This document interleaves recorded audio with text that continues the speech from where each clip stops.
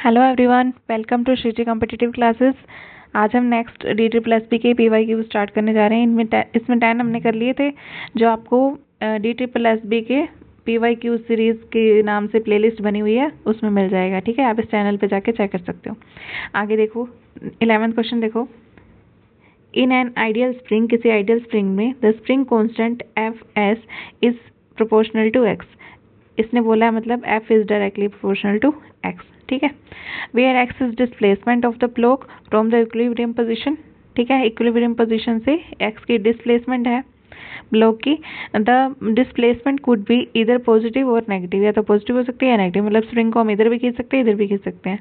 This force law for the spring is called Hooke's law and is mathematically stated as. देखो ये spring है, इसमें equilibrium वाली position मान लो यहाँ पे है, इसको इस साइड भी खींचो, इस साइड भी खींच सकते हैं। तो इसमें मतलब ये कॉन्ट्रैक्ट भी हो सकता है, एक्सपेंड भी हो सकता है, ये कहना चाह रहा है। तो पॉजिटिव भी हो सकता है, नेगेटिव भी हो सकता है। तो आपको पता है कि इसमें जो है आपका स्प्रिंग कॉन्स्टेंट की वैल्यू क्या होती है, F is equal to minus k x. ठीक है, आइडियल के लिए माइनस के एक्स लेते हैं, F इक्वल टू माइनस का के एक्स। तो याद रखना ये। तो इसका आंसर हो जाएगा आपका डी। आपको ज़्यादा स्पीड लगे तो आप स्पीड कम करके, ऑप्शन होता है सेटिंग में जाके, उसमें भी देख सकते हो। ठीक है, आगे देखो हुक्स लॉ, इसको एक्सप्लेन भी किया हुआ है। देखो हुक्स लॉ क्या कहता है, according to this law the force required to stretch the spring, मतलब खींचने के लिए, from the equilibrium position is directly proportional to extension of the spring. मतलब जितना हमने उसको खींचा उसमें कितनी एक्सटेंशन आई, कितना वो बढ़ा। जैसे यहाँ से खींच के छोड़ दिया तो फिर उसके बाद जब खींच के छोड़ा तो यहाँ तक मान लो इतना बढ़ गया वो। ठीक है, यहाँ से यहाँ तक ये इतना बढ़ गया। तो ये बताना है, बता रहा है इसमें। ठीक है, Fs is equal to force क्या होता है, माइनस के एक्स। के क्या होता है यहाँ पे, प्रोपोर्शनलिटी कांस्टेंट होता है, स्प्रिंग कांस्टेंट होता है। और F जो होता है अप्लाइड फोर्स, जितना हमने फोर्स अप्लाई किया उसके ऊपर। X जो होता है डिस्प्लेसमेंट, जो भी बताया मैंने। तो negative sign states that direction of spring force is opposite to the direction of displacement. ठीक है, तो ये स्प्रिंग फोर्स की जो डायरेक्शन है, देखो ये जो हमने जैसे स्प्रिंग इस साइड खींचा नीचे की तरफ, तो इसका जो स्प्रिंग फोर्स लगता है ना, वो ऊपर की तरफ लगता है। ठीक है, नेगेटिव लगता है। तो ये यही कहना चाह रहा है कि नेगेटिव साइन यही शो कर रहा है कि स्प्रिंग की फोर्स की जो डायरेक्शन होती है डिस्प्लेसमेंट की डायरेक्शन से अपोजिट होती है। मतलब स्प्रिंग पर फोर्स लगेगा जो उसको वापस खींचेगा, तो वो नेगेटिव फोर्स होता है। ठीक है, इसलिए नेगेटिव साइन लेते हैं। आगे देखो, what is dash is called, dash is और आर कॉल्ड फ्लूइड्स। फ्लूइड्स किसको कहते हैं, जिनमें क्या होता है, फ्लूइडिटी की प्रॉपर्टी होती है, मतलब बहने की प्रॉपर्टी होती है, ऐसे फ्लो करने की। एयर भी फ्लो करती है और लिक्विड भी, गैस भी। एयर के एग्जांपल हो गया गैस का, और लिक्विड में जैसे वाटर वगैरह ले लो, तो दोनों ही क्या है, फ्लूइड है आपके। ठीक है, बोथ 1 and 2, सी इसका आंसर हो जाएगा। ये इसकी एक्सप्लेनेशन भी देख लो। The substance having property of fluidity are called liquids. The fluidity is the property where the layers in the substance move over each other. जैसे ये पानी की लेयर्स है, एक दूसरे के ऊपर मूव करती हैं, एयर में भी ऐसा ही होता है। ठीक है, the liquids and gases are good examples of fluids. Fluids के अच्छे एग्जांपल्स हैं, ये आप ले सकते हो, मतलब ये एग्जांपल्स ही हैं। ठीक है, हम बोल सकते हैं कि फ्लूइड्स किस किस को बोल सकते हैं, लिक्विड्स को और गैसेस को। नेक्स्ट आगे क्वेश्चन देखो, 13, where does the centre of curvature of concave mirror lie. Concave mirror का सेंटर ऑफ कर्वेचर कहाँ पे लाई करता है, ये आपने बताना है। देखो कनकेव मिरर का मतलब क्या है, पिंजरे जैसे शेप का, केव का मतलब पिंजरा, ऐसा मतलब ये रहा। ठीक है, तो इसमें पूछ रहा है कि आपका सेंटर ऑफ कर्वेचर, आपको पता है ना, CFP, यहाँ पे P लेते हैं, है ना, प्रिंसिपल एक्सिस होता है ये, यहाँ पे सेंटर ऑफ कर्वेचर। तो ये दिख रहा है ना साफ साफ, ये रहा आपका मिरर, और मिरर के बिल्कुल सामने है ये, है ना।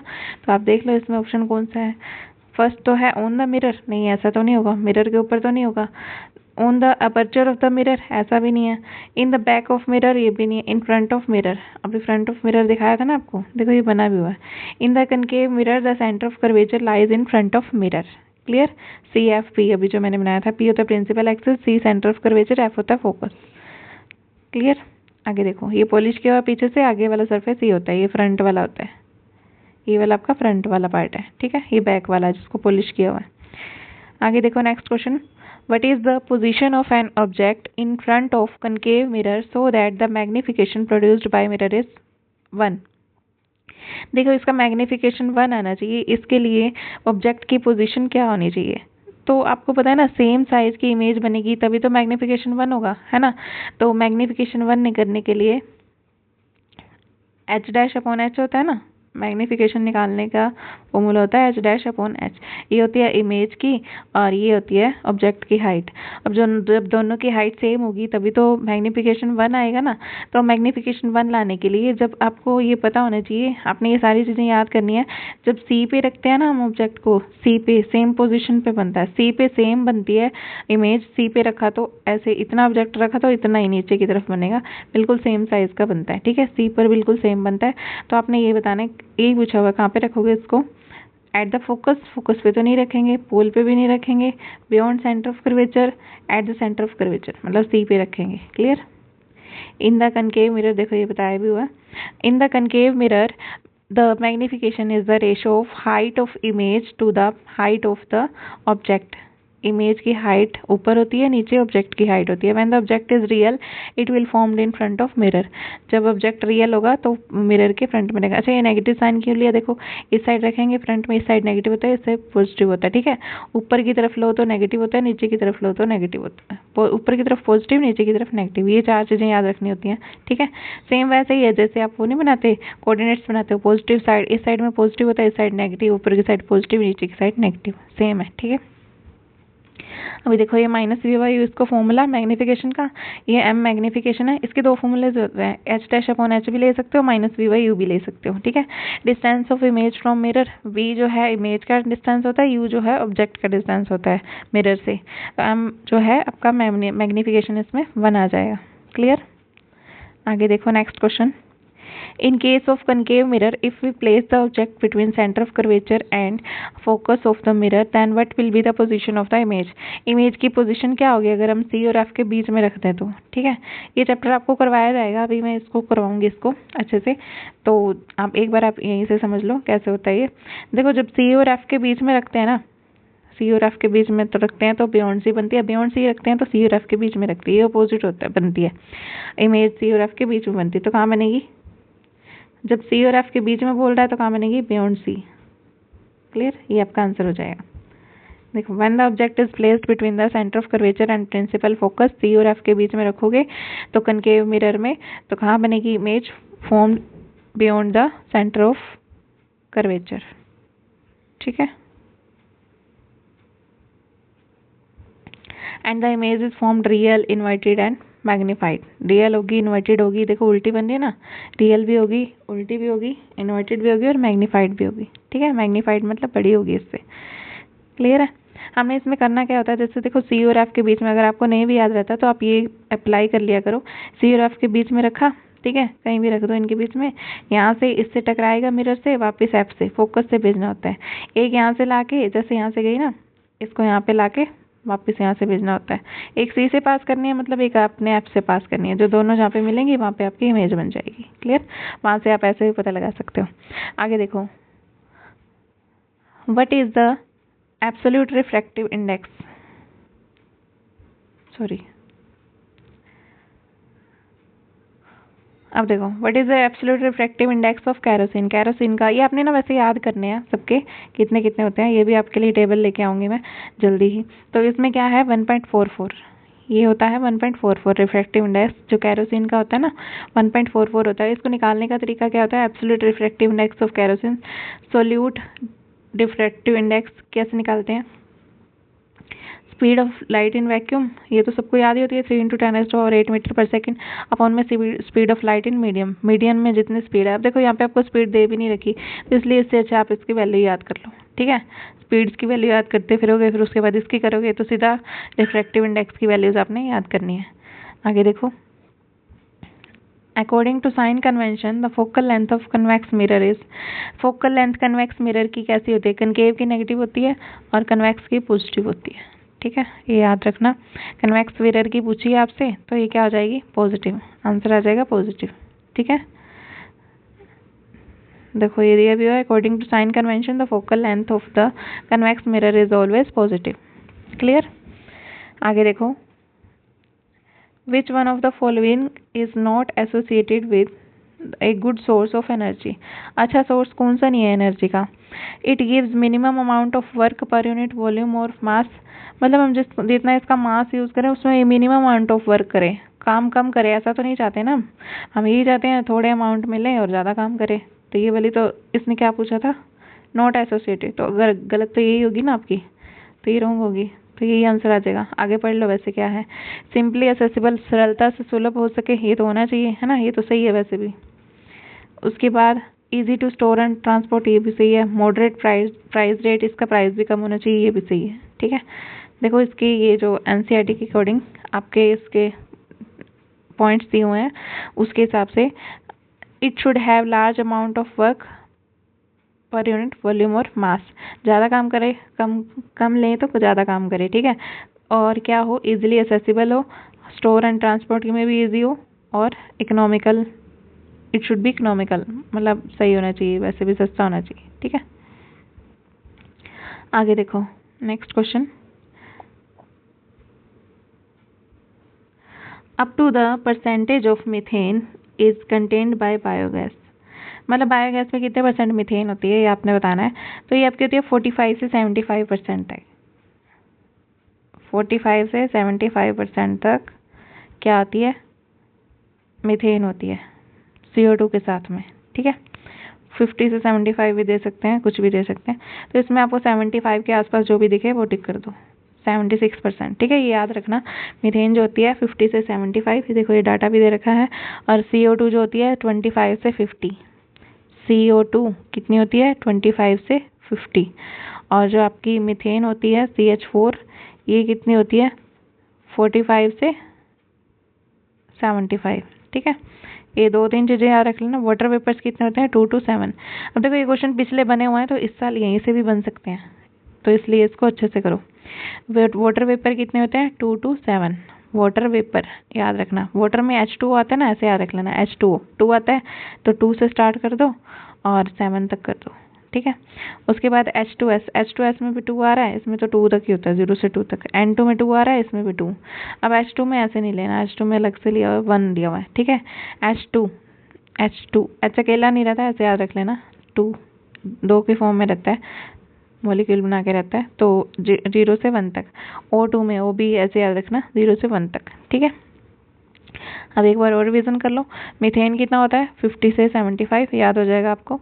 मीथेन 50 से 75, CO2 कार्बन डाइऑक्साइड 25 से 50, और उसके बाद वाटर 2 से 7, और उसके बाद H2S 0 से 2, N2 0 to 2, H2O पानी में आता है ना, H2O H और O दोनों में कितना है? 0 से 1 और 0 से 1। ठीक है, ऐसे याद रख लेना। आगे देखो, a typical cell develops a voltage of 0.5 to 1 volt and can produce about dash of electricity when exposed to sun। कोई भी टिपिकल सेल है वो, उसकी वोल्टेज आपको दी हुई है 0.5 से 1 वोल्ट तक। ठीक है, तो इसने कहा है and can produce dash about the electricity when expose to sun, जब उसको सन के पास रखेंगे तो वो कितनी इलेक्ट्रिसिटी प्रोड्यूस करेगी, ये आपने बताना है। ठीक है, तो इसका आंसर आ जाएगा आपके पास 0.7 वॉट। ठीक है, देखो सोलर पैनल होता क्या है? Combination of large number of solar cells which produce electricity for various uses. बहुत सारे सोलर सेल्स लगे होते हैं इसमें, जैसे इन पे लाइट आती है वो लाइट को इलेक्ट्रिसिटी में कन्वर्ट कर देते हैं। ए typical solar cells produce 0.51 volt, ये आपने याद रख लेना है। ठीक है, 0.5 से 51 वोल्ट जो है इलेक्ट्रिसिटी प्रोड्यूस करता है। ठीक है, और उसमें पावर कितनी जनरेट होती है इलेक्ट्रिसिटी की? 0.7 वोल्ट। ठीक है, ये आपने याद रखना है। क्लियर है? इतने काफ़ी हैं, अब नेक्स्ट वीडियो में डालेंगे बाकी के। ठीक है, चलो 4-5 और देख लो। Dash is one of the chemical use to produce ocean thermal energy. Ocean thermal energy को प्रोड्यूस करने के लिए किसका यूज करते हैं? आपको पता है ना, पानी में सबसे ज़्यादा कौन सी होती है गैस? अमोनिया होती है, NH3 होती है। ठीक है, तो इसमें ले लोगे आप NH3, तो यहाँ पे आ जाएगा NH3 ammonia. Ocean thermal energy conversion working fluids are used as to produce energy. ये एनर्जी प्रोड्यूस करने के लिए यूज किए जाते हैं। Fluids are lowing boiling points fluids like NH3, जिनका लो बॉइलिंग पॉइंट होता है NH3 और R134A। ठीक है, 134A ये याद रख लेना, दोनों के दोनों, ठीक है। आगे देखो, what is the relation between volt and joule. Volt और जूल के बीच में क्या रिलेशन होता है, ये आपने बताना है। अब देखो, अब इसमें क्या होता है आपका, volt V is equals to W/Q होता है। वोल्टेज की आपकी डेफिनेशन होती है 1 volt equals to work done by में per unit charge. Work done per unit charge होता है वो वोल्ट होता है, ठीक है। पोटेंशियल डिफरेंस होता है कितना वर्क किया एक चार्ज को एक पॉइंट से दूसरे पॉइंट तक ले जाने के लिए, ठीक है। तो ये आपका हो जाएगा W इज इक्वल्स टू, क्या था, W is equals to, sorry, voltage equals to W/Q। Work done कितना होता है, वर्क डन का यूनिट क्या होता है, जूल, और चार्ज का क्या होता है, कूलम, जूल पर कूलम आ जाएगा। इसका वोल्ट का क्या होता है, V is equals to J/C, ये आना चाहिए आपके पास। तो इसमें देख लो कहाँ है ये, V is equals to J/C, ऐसा तो कहीं भी नहीं दिख रहा, एक सेकेंड, हाँ यही तो है, V is equals to J/C, तो यहाँ पे V आना चाहिए, ठीक है। ये थोड़ा मिस्टेक है इसमें, ये रहा, ठीक है। आगे देखो next question, what are the properties of image found by the plane mirror. Plane mirror के लिए ना आपने बस एक फॉर्मूला सा याद रख लेना, जैसा आपको बता रही हूँ, ट्रिक याद रख लेना, प्लेन मिरर में इमेज कैसी बनती है तो आपको पता चल जाएगा।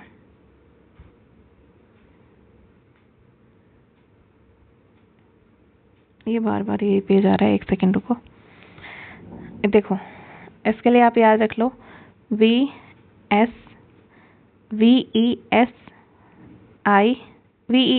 बस इतना याद रख लो। वेसल, वेसल याद रखते हो ना, कैसे भी इसको याद रख लेना, जैसे आपका मन करे कोई भी ट्रिक बना लेना। VESL, V फॉर वर्चुअल बनती है, E फॉर इरेक्ट बनती है, S फॉर कौन सी बनती है, वर्चुअल एंड इरेक्ट, और S फॉर कैसी बनती है, सेम साइज की बनती है, L फॉर लेटरली इन्वर्टेड बनती है, ठीक है। अब देखो इसमें कौन सा सही हो जाएगा, इन्वर्टेड नहीं, लेटरली इन्वर्टेड। तो आपका इसमें देखो ऑप्शन के अकॉर्डिंग देखो, वर्चुअल एंड इन्वर्टेड, इन्वर्टेड तो नहीं आएगा, लेटरली इन्वर्टेड आएगा ना। वर्चुअल एंड इरेक्ट, बी वाला सही हो जाएगा, ठीक है, बी सही है आपका इसमें। तो इसमें बी तो सही है, और बाकी इसमें देख लो जो मैंने आपको भी बताया, वी बताया था, ई बताया था, लेटरली इन्वर्टेड एल बताया था, एस सेम साइज की एस बताया था, और एक और याद रख लेना, डिस्टेंस भी सेम बनेगा इसका, distance of image formed is same as the distance of object from the mirror. मतलब डिस्टेंस जितना है मिरर से उतने ही डिस्टेंस पे उसकी इमेज बनेगी, ठीक है। क्लियर इतना पॉइंट। आगे देखो next, which statement is true for solenoid. Solenoid के लिए कौन सी स्टेटमेंट ट्रू है ये आपने बताना है। Inside a solenoid electric field is zero, ऐसा तो नहीं होता है, ठीक है। A solenoid is made up of magnet, ऐसा भी नहीं होता है। A strong magnetic field is produced inside a solenoid, हाँ ये सही है, सोलेनॉइड के अंदर स्ट्रॉन्ग मैग्नेटिक फील्ड प्रोड्यूस होता है। A solenoid does not behave like a magnet, ऐसा नहीं है, ये करता है बिहेव। आगे देखो, ए सोलेनॉइड, इसको देखो एक्सप्लेन कर रही हूँ मैं पूरे अच्छे से, इसमें दिया भी हुआ है। A solenoid is cylindrical coil of many tightly wound turns of insulated wire with a certain diameter of the coil smaller than its length, ठीक है। ऐसे बहुत सारी इसमें टर्न्स होती हैं, और ऐसे ये वायर के इस बीच में जितनी लेंथ होती है उसे छोटा कर देते हैं, इसको टर्न्स बना देते हैं इसकी। अब उसके बाद देखो, the solenoid is not consist of magnet, ये मैग्नेट का नहीं बना होता है। It acts like a bar magnet, bar magnet की तरह बिहेव करता है। Inside the solenoid electric field zero नहीं होती है। During flow of electric current, जैसे इलेक्ट्रिक करंट फ्लो होएगा ना वैसे उसके आसपास मैग्नेटिक फील्ड शो होनी स्टार्ट हो जाएगी around it and with in the solenoid, ठीक है। सोलेनॉइड के अंदर भी magnetic field within the solenoid is uniform and parallel to axis of solenoid. अब जो मैग्नेटिक फील्ड होती है ना सोलेनॉइड के अंदर, ये यूनिफॉर्म होती है, और जो सोलेनॉइड का एक्सिस होता है उसके पैरेलल होती है, ठीक है। ये भी आपसे क्वेश्चन पूछ सकते हैं नेक्स्ट टाइम, इस बार ये पूछा जा सकता है, magnetic field within the solenoid is uniform and parallel to axis of solenoid, ठीक है। सोलेनॉइड के एक्सिस के पैरेलल होती है, यूनिफॉर्म भी होती है। A galvanometer behaves like an ammeter when shunt resistance of very small value is added in। देखो ये शंट रेजिस्टेंस लोएस्ट रेजिस्टेंस होता है, जब इसको पैरेलल में जोड़ते हैं तब गैल्वेनोमीटर आपका एमीटर की तरह बिहेव करता है, और जब शंट मतलब स्लो, कम, लेस रेजिस्टेंस, ठीक है। कम वाला जब पैरेलल में जोड़ते हैं तब ये आपका एमीटर की तरह बिहेव करता है। जब हाई रेजिस्टेंस को सीरीज में जोड़ते हैं तब ये आपका वोल्टमीटर की तरह बिहेव करता है, ठीक है। नेक्स्ट टाइम ये क्वेश्चन पूछ सकते हैं आपको वोल्टमीटर वाला, तो इसको याद रखना, ठीक है। स्मॉल रेजिस्टेंस को हम शंट बोलते हैं। नेक्स्ट क्वेश्चन देखो। चलो आज के लिए इतना बहुत है। अब नेक्स्ट वीडियो आपको मिल जाएगी, थोड़ी देर में ही मिल जाएगी, ठीक है। तो उसको देख लेना, प्लेलिस्ट में इसको ऐड कर दिया जाएगा, जो आपकी DSSP की नेचुरल साइंस की PYQ सीरीज़ है उसमें ऐड कर दिया जाएगा, ठीक है। All the very best, thank you so much.